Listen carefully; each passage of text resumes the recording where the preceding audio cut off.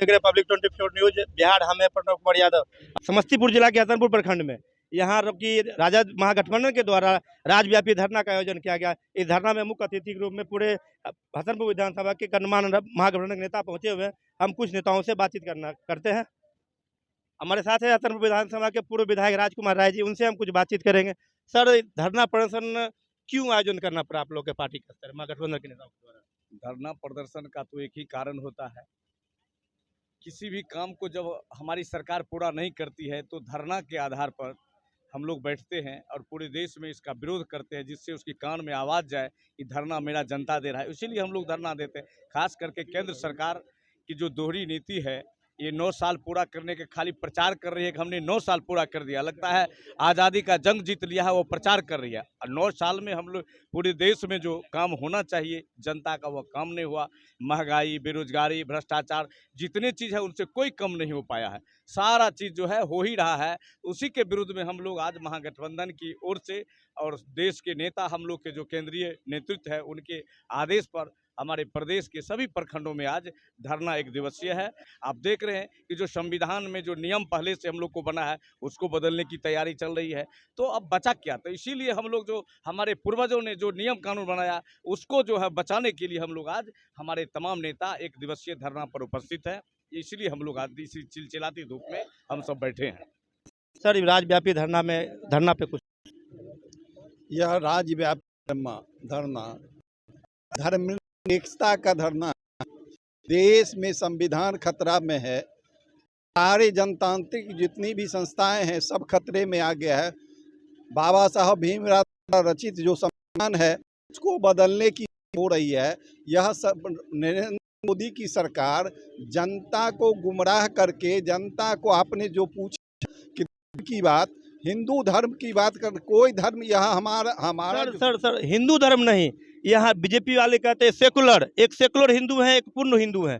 मतलब एक वो फॉरवर्ड वाले हिंदू और एक हम लोग जो पिछड़े हिंदू हैं, जो यादव है, कोयरी है, जो भी है यहाँ पे, जो भी पासवान है, मुसहर समाज, जो भी समाज आते हैं, वो सेकुलर हिंदू का कैटेगरी एक बना दिया गया है बीजेपी के प्रवक्ताओं के द्वारा। बीजेपी का काम है, चूंकि वह अल्पसंख्यक है। तो जो आदमी कमजोर होता है वो धर्म का सहारा लेता है, किसी न किसी जात का सहारा लेता है। सेकुलर हमारा संविधान जो कहता है, हमारा संविधान ही सेकुलर है। और इस संविधान के द्वारा ही जो इस देश में जो भी कार्यक्रम चलेगा संविधान के माध्यम से चलेगा। मैं कहा ना कि मैं पहले ही कह चुका, भाषण में कहा था कि मोहन भागवत ने कहा था कि आरक्षण को खत्म करना है, लेकिन जब उसका विरोध हुआ तो आरक्षण नहीं खत्म करके पूरे देश का जो संस्था है, जो सार्वजनिक संस्था, जो भारत सरकार का संस्था है, उसका प्राइवेटाइजेशन कर दिया और सारा जो रिजर्वेशन था उसको खत्म कर रहा है। बल्कि 50% रिजर्वेशन खत्म कर दिया है। उसी के खिलाफ में हम लोग जो महागठबंधन के नेता हैं, जो कार्यकर्ता हैं, इस मर्म को हम लोग समझ गए हैं। उसको बदलने के लिए, उसको उखाड़ फेंकने के लिए, संविधान को बचाने के लिए यह धरना महाधरना है। और इस धरना को गांव-गांव तक इस आवाज़ को हम लोग ले जाएंगे, इस संदेश को ले जाएंगे। और 2024 जो परिवर्तन का वर्ष होगा, देश ही नहीं दुनिया देखेगा कि किस तरह से इस निकम्मी सरकार का परिवर्तन होगा। आपको बतला चुके हैं संविधान, और भारत का संविधान जो है उसके अंतर्गत भारत हमारा जो है वो संघात्मक प्रणाली से चलता है, एकात्मक प्रणाली नहीं है। राज्य का जुडिक्शन है, केंद्र का जुडिक्शन है। तो राज्य का जो जुडिक्शन है, उस जुडिक्शन के रूप में अभी हम राज्यव्यापी धरना कर रहे हैं। और जहाँ तक आपने संस्कृति का सवाल उठाया, वो जो कह रहे हैं सेकुलरिज्म जी, एक सेकुलरिज्म जो माने पिछड़े हिंदू को अपने को अपर हिंदू, बड़े फॉरवर्ड क्लास के, फॉरवर्ड अलग हिंदू है। वो जो कहते हैं वो मनुस्मृति के आधार पर इतिहास को बदलना चाहते हैं, समझे, संविधान को बदलना चाह रहे हैं। वही ऐतिहासिक विकास जो हुआ है। तो आपको एक चीज जानना होगा कि हमारी प्राक संस्कृति क्या थी, हमारी मध्यकालीन संस्कृति क्या थी, हमारी आधुनिक संस्कृति क्या है, और इसमें कौन कौन लोग आए, एक दूसरे से हमारा क्या संबंध स्थापित हुआ।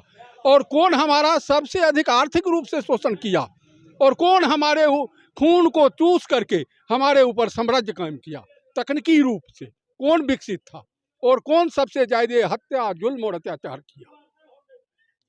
आप मनुस्मृति की बात किए सर, मनुस्मृति का सपोर्ट में या विरोध में है? देखिए, मनुस्मृति से पुराना इतिहास है, वो है सिंधु घाटी की सभ्यता, और वहाँ हड़प्पा की संस्कृति जो है, अभी तक जो शिलिपि पर लिखा हुआ भाषा है उसको लोग जान नहीं पाए। वो मनुस्मृति जब लिखा गया है उससे हजारों हजार साल पहले वो संस्कृति है, तो मनुस्मृति की क्या बात करते हैं? और मनुस्मृति में क्या है? मनुस्मृति पर बात करेंगे कोई भाजपा के लोग? वो तो पीछे भागते हैं, तो भाई पीछे भागते हैं। हैं। तो न वो मनुस्मृति की बात, तो हमको भटकाते हैं, हमारी जनता को भटकाते हैं, वो भ्रम फैलाते हैं और भ्रम जाल में फैलाते हैं।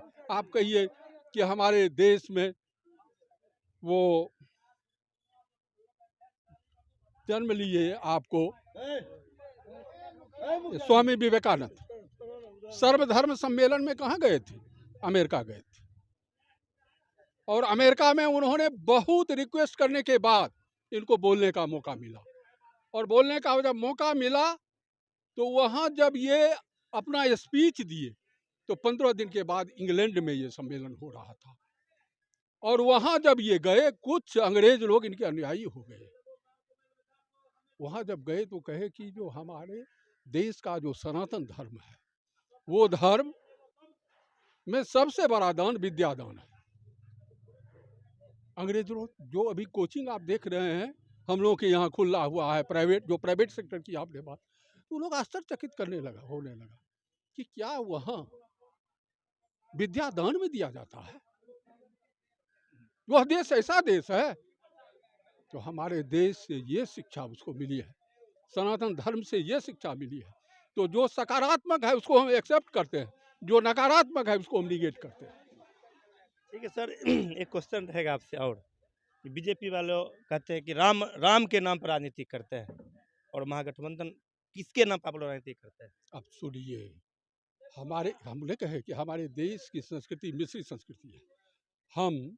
हमारे यहाँ राम को भी लोग हीरो मानते हैं, अपना नेता मानते हैं, और यहाँ नेता मानते हैं, नेतृत्वकर्ता मानते हैं उस धर्म के। और फिर हमारे यहाँ केरल है, वहाँ महाबली को अपना नेता मानते हैं। बजरंग बली, महाबली, महाबली रावण नहीं, कौन बोल रहे हैं? महाबली। थोड़ा सा इतिहास में आप जाइएगा तब आपको पता चलेगा।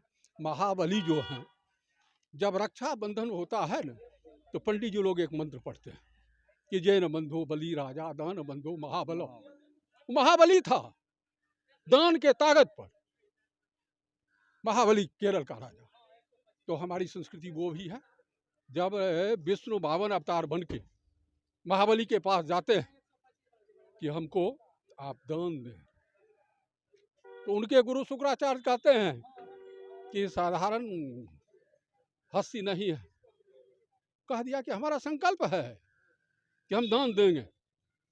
और जब दान दिए तो 3 डेग जमीन मांग लिए, एक डेग में मृत भुवन, दूसरा डेग में पूरा आकाश, और तीसरा डेग कहे आप कहाँ देंगे? तो कहा हमारा शरीर है।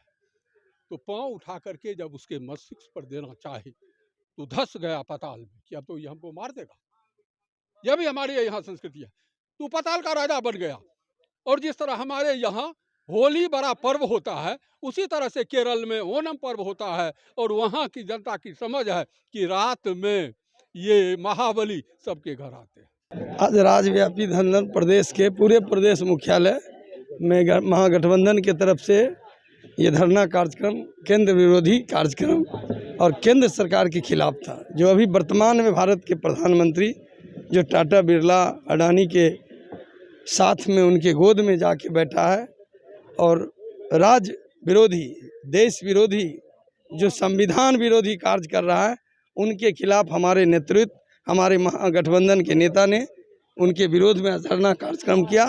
तो हम लोग तमाम महागठबंधन के तमाम शीर्ष नेता आज हम लोग सफल रूप से धरना कार्यक्रम किए हैं और 24 के चुनाव में ऐसे असफल प्रधानमंत्री को हटा के शोषित सामाजिक न्याय के धर्मनिरपेक्ष की ताकत को बढ़ाते हुए हम लोग अगला सरकार महागठबंधन को बनाने के लिए संकल्प भी लिए हैं। उत्तर कश्मीर से कन्याकुमारी तक का देश है। यहाँ हिंदू मुस्लिम सिख ईसाई आपस में सब भाई भाई। जब हम 47 में आज़ाद हुए और 48 में प्रारूप समिति बना के किस तरह का हिंदुस्तान का प्रजातंत्र होगा, तो उसमें बापू ने कहा, बापू से लोगों ने पूछा, बापू ने कहा कि इस देश अब हम आज़ाद हुए हैं, हमारे देश का जनता अशिक्षित जरूर है लेकिन अज्ञानी नहीं है। और उसी समय बापू ने कहा था जिनकी उम्र 21 साल हो गई है वो इस देश का चाहे वो बड़ा पूंजीपति हो चाहे वो रोड का भिखारी हो, सबों को एक वोट देने का अधिकार होगा। और 21 वर्ष जिनकी उम्र होगी वो जो है सो वोट का अधिकार करेंगे। जब 21वीं युद्ध में हम आए, राजीव गांधी के दौर में जब हम आए तो उन्होंने कहा कि नहीं, वो उस जमाने का था। और ख़ास करके युवाओं से मैं कहना चाहता हूं कि राजीव गांधी ने आपको 18 साल उम्र वालों को वोट देने का अधिकार दिया